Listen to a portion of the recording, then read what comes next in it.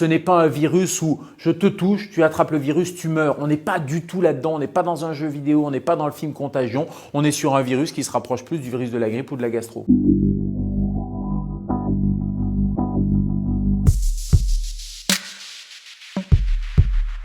C'est un coronavirus. Corona, ça veut dire qu'il y a une couronne. Donc c'est la forme de ce virus. C'est pas un mystérieux virus chinois comme on l'entendait au début. Il n'est pas mystérieux parce qu'on a sa carte génétique. Ce n'est pas une bactérie, c'est un virus. Il mute et c'est pour ça qu'il fait peur. Et au début, les collègues chinois se sont un peu inquiétés parce qu'ils ont vu qu'il avait une forte mortalité. Mais plus le temps a passé, plus on s'est aperçu qu'il n'était finalement pas si méchant que ça.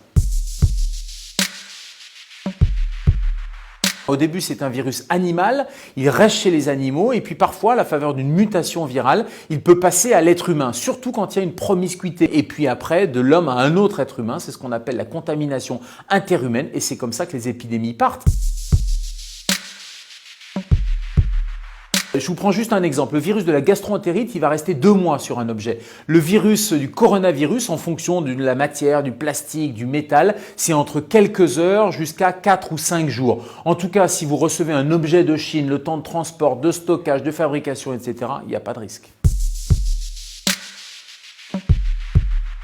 Non, je pense qu'il ne faut pas avoir peur, il ne faut surtout pas paniquer. Il y a un principe de précaution. Je trouve que là, il est un peu poussé à l'extrême. On a affolé les gens en donnant des chiffres de mortalité qui sont largement surestimés. Il faut simplement avoir des précautions raisonnables. Ce n'est pas un virus où je te touche, tu attrapes le virus, tu meurs. On n'est pas du tout là-dedans. On est sur un virus qui se rapproche plus du virus de la grippe ou de la gastro. Ce sont des barrières universelles. Qu'est-ce qu'on fait? On se lave les mains. C'est vraiment le premier conseil. On se lave les mains correctement pendant 30 secondes à l'eau et au savon. Quand vous-même vous êtes malade, évitez d'aller postillonner à l'extérieur et donc vous allez mettre un petit masque chirurgical pour protéger les autres. Et puis après, il va falloir éviter les rassemblements, éviter d'aller visiter vos grands-parents parce que vous allez risquer de contaminer les gens les plus fragiles. Si vous n'êtes pas malade, il n'y a aucune utilité à avoir un masque. On peut décéder des complications directes du virus, ça donne des pneumonies. Comme pour la grippe, vous savez, la grippe, il y a 10 000 morts par an dans l'indifférence générale. Puis il y a des complications indirectes, on peut mourir de complications liées à l'alitement comme la phlébite embolie pulmonaire, liées à une complication nosocomiale.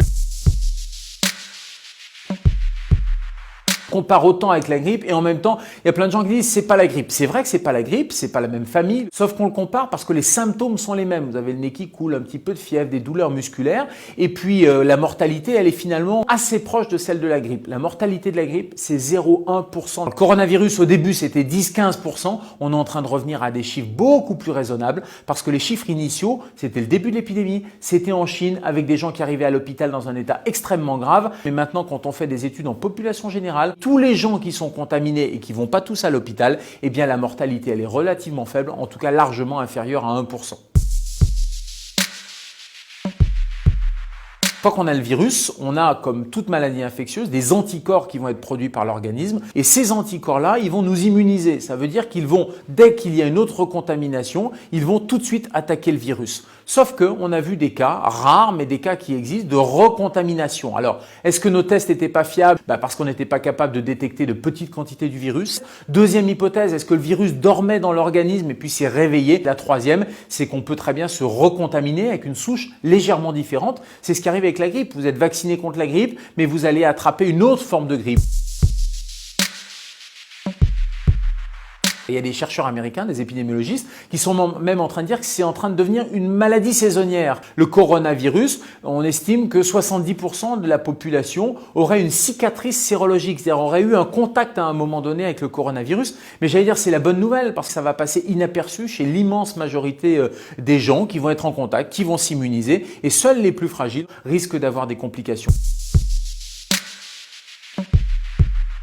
Les enfants attrapent beaucoup le coronavirus, mais ils l'attrapent de manière peu grave, peu symptomatique. Ils ont simplement le nez qui coule, voire ça passe complètement inaperçu. Et toutes les études chinoises, et on commence à avoir un petit peu de recul, montrent qu'il y a 0 complication et 0 décès.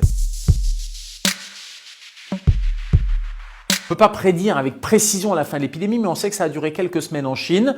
On voit très clairement que les cas maintenant redescendent et on sait surtout que comme toutes les épidémies, ça évolue en plusieurs phases. Après la phase 3, le fameux stade 3 avec le pic épidémique, on va avoir une décrue. On va avoir un élément aussi intéressant, c'est le réchauffement puisqu'on arrive au printemps et il est probable que ce type de virus, comme les autres virus hivernaux, diminue. Donc j'espère grandement qu'à l'arrivée des beaux jours, vous pourrez vous faire la bise. Ceci dit, les mesures préventives, elles sont valables tout le temps pour tous les virus.